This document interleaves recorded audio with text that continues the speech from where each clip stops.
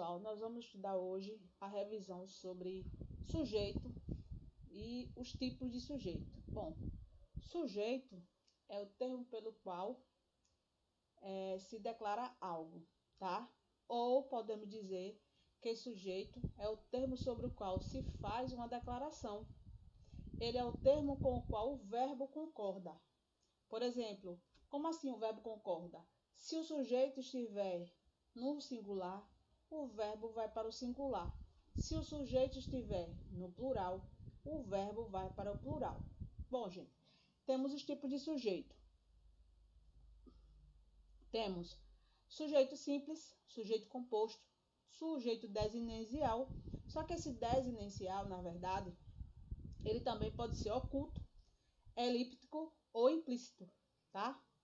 Sujeito indeterminado. E temos oração sem sujeito, que também podemos chamar de sujeito inexistente, tá? Continuando, vamos começar por sujeito simples. Apresenta um único núcleo.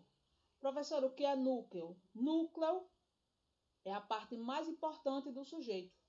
É aquilo que é bem determinado. No exemplo aí, meu avô brigou com os outros fazendeiros. Observe, quem brigou com os outros fazendeiros? Meu avô é o sujeito. Quem é o núcleo? Avô, não foi ele que brigou? Então, observe aí que o núcleo do sujeito é a parte mais importante do sujeito, tá? Temos o sujeito composto. Apresenta mais de um núcleo, tá?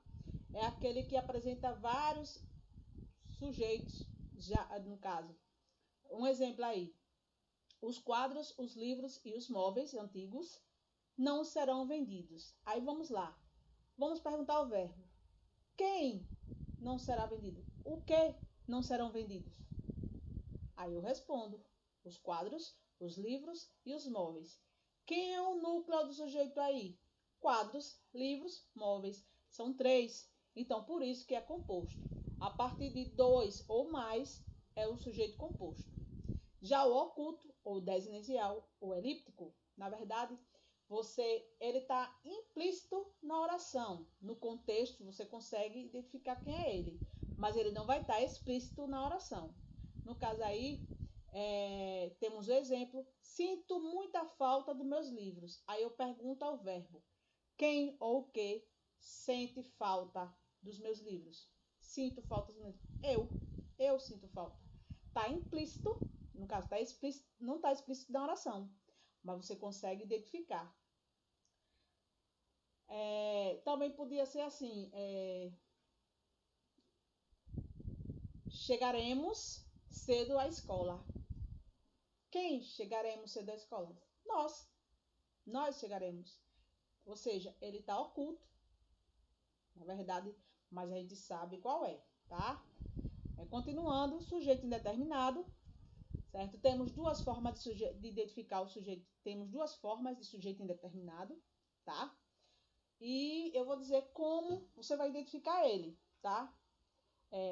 Esse tipo de sujeito não aparece explícito na oração, como também o oculto. Não está explícito, mas ele está implícito, tá? Ele está ali oculto, escondido, tá? Já o indeterminado, você não consegue determinar ele. Ele não vai estar explícito na oração, nem implícito no contexto, tá? Mas como é que eu vou identificar, determinar ele? Simples.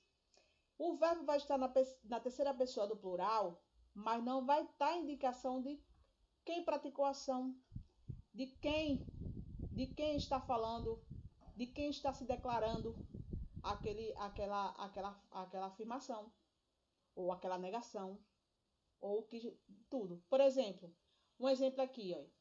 Dizem que a família está falindo. Quem disse? Alguém disse, mas não se sabe quem. É o mesmo quando acontece, vocês estão na escola, aí alguém chega na sala, oi, fulano, estão falando de você ali. Aí a gente pergunta, quem está falando? Alguém, estão falando, não sei quem. Então tá indeterminado, tá? A pessoa sabia, mas não quer dizer. Então fica indeterminado. Temos outro exemplo aí. Disseram que morreu do coração. Quem? Alguém disse, mas não se sabe quem. Fizeram trabalho. Alguém fez o trabalho, mas não se sabe quem. É o mesmo que eu dissesse assim, olha, roubaram o Banco do Brasil. Quem roubou? Alguém roubou, mas não sei quem, tá? A terceira pessoa, no caso, o segundo modo do sujeito indeterminado é quando o verbo está na terceira pessoa do plural, do singular, desculpe, mais a partícula si, o índice de determinação. Temos que ter muito cuidado com isso, porque a partícula si ela tem duas funções, de determinar e de deixar na voz passiva. Mas temos como identificar, porque na verdade o que vai determinar uma coisa ou outra é o contexto da oração e o verbo, tá? Aqui temos um exemplo. Precisa-se de mão de obra especializada, tá? Precisa-se. Não se pode determinar quem é que está precisando, tá lá, precisa-se. Mas quem é que está precisando de mão de obra especializada? Não tem dizendo quem. Como é formado? O verbo na terceira pessoa do singular, mais a partícula si, de determinação do sujeito. É o mesmo que eu dissesse assim, necessita-se de trabalhadores. Sim, mas quem? Não tem dizendo quem. É o sujeito indeterminado. E observe que o verbo necessitar está na terceira pessoa singular e mais a partícula si. Necessita-se de trabalhadores. Então, eu espero que vocês tenham entendido bem aí a questão do sujeito indeterminado, tá? Vamos para o sujeito inexistente ou, botei aqui uma observação, ou também chamado oração sem sujeito, tá? Temos o próximo slide que está mais explícito, tá? Também chamado de oração sem sujeito, tá aí, é designado por verbos que não correspondem uma ação, como fenômenos da natureza, entre outros. Um exemplo. Quais são os fenômenos da natureza que você sabe? Choveu, amanheceu, né? Então, choveu na Argentina. Observe aí que tem um verbo, certo? Só que é do fenômeno da natureza. Então, é uma oração sem sujeito. É um sujeito inexistente. Não tem sujeito aí, tá? Não precisa nem procurar. Viu o fenômeno da natureza ali, iniciando a frase, e acabou, tá? Aí temos aí o segundo modo. São verbos, o verbo haver, no sentido de existir ou ocorrer. Temos, na dúvida, você viu o verbo haver? Para você saber se é uma oração sem sujeito ou um sujeito inexistente, você vai fazer simples. Se tiver no sentido de existir, é uma oração sem sujeito, sim. Por exemplo, ou de ocorrer, no caso, houve um grave acidente na avenida principal. Vamos lá, vamos trocar? Ocorreu um grave acidente na avenida principal. Então,